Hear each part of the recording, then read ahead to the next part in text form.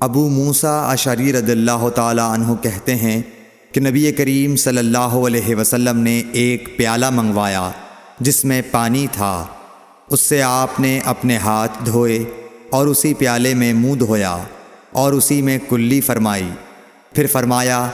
تو تم لوگ اس کو پی لو اور اپنے چہروں اور سینوں پر ڈال لو۔ صحیح بخاری حدیث نمبر 188۔ محمود بن ربی جب چھوٹے تھے تو رسول اللہ صلی اللہ علیہ وسلم نے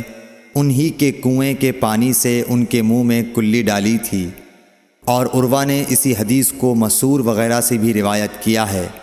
اور ہر ایک راوی ان دونوں میں سے ایک دوسرے کی تصدیق کرتے ہیں کہ جب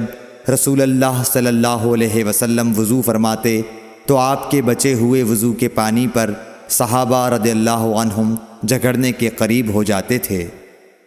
صحیح بخاری حدیث نمبر